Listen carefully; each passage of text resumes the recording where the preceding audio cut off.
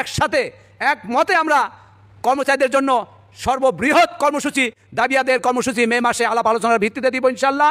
আমরা কর্মচারীদের নবম পে স্কেল সহ 7 দফা দাবি বাস্তবায়ন করে এক অভিন্ন নিয়োগ বিধি এই সরকারের কাছ থেকে আদায় করে ছাড়বো ইনশাল্লাহ। নবম পে স্কেল, অন্তর্বর্তীকালীন সময়ের জন্য 50% মহার্ঘ ভাতা সহ 7 দফা দাবির জন্য দীর্ঘ 18 সাল থেকে আমরা কাজ করে যাচ্ছি। আমরা জাতীয় সংগঠনের শরিক জোটের সমস্ত নেতৃবৃন্দ দীর্ঘদিন হলো আপনাদের প্রাণের দাবি নবম পে স্কেল সহ 7 দফা দাবির জন্য বিভিন্ন কর্মসূচি পালন করে যাচ্ছি। কিন্তু বিগত সরকারের কাছ থেকেও আমরা প্রত্যাশিত কিছু পাইনি। আমরা ভেবেছিলাম বৈষম্য বিরোধী সরকার তথা ডক্টর ইউনূসের সরকার আমাদের প্রজাতন্ত্রের কর্মচারীদের এক অভিন্ন নিয়োগ বিধি নবম পে স্কেল সহ 7 দফা দাবি বাস্তবায়ন করবেন। আমরা এই সরকারের কাছেও ডক্টর ইউনূস সরকারের কাছেও আমরা স্মারকলিপি দিয়েছি।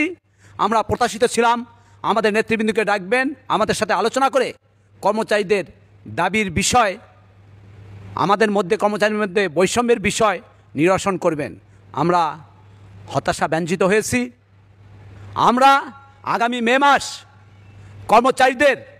শ্রমিক কর্মচারীদের দাবি আদায়ের মাস হিসেবে ব্যর্থহীন কণ্ঠে বলতে চাই, আমরা আগামী শুক্রবার মে মাসের 15 তারিখের মধ্যে যে কর্মসূচি দিব, শুধু আমরা কেন্দ্রীয় নেতৃবৃন্দ না, আমাদের বিভাগীয় প্রতিনিধি, জেলা প্রতিনিধিদের মতামতের ভিত্তিতে যে কর্মসূচি আমরা দিব, যাতে করে আমাদের কর্মচারীদের নবম পে স্কেল সহ 7 দফা দাবি বাস্তবায়ন হয়, সেজন্য আগামী শুক্রবার তথা 18 তারিখ দিনব্যাপী কর্মশালা আলোচনা হবে।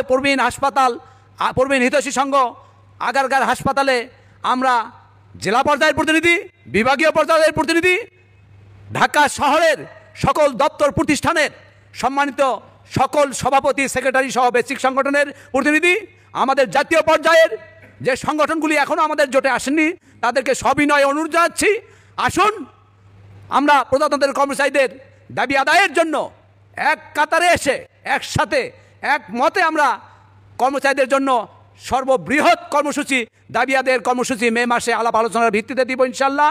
আমরা কর্মচারীদের নবম পে স্কেল সহ 7 দফা দাবি বাস্তবায়ন করে এক অভিন্ন নিয়োগ বিধি এই সরকারের কাছ থেকে আদায় করে ছাড়বো ইনশাল্লাহ। সবাইকে সাদর আমন্ত্রণ জানাচ্ছি আগামী শুক্রবারের মত বিনিময় সভায় উপস্থিত থাকার জন্য। ধন্যবাদ সবাইকে। আসসালামু আলাইকুম রহমতুল্লাহ। সর্বপ্রথম সরকারি চাকরিজীবীদের নবম পে স্কেল সহ মহার্ঘ ভাতা সংক্রান্ত সঠিক তথ্য পেতে চ্যানেলটিতে লাইক, কমেন্ট ও সাবস্ক্রাইব করতে ভুলবেন না। ধন্যবাদ।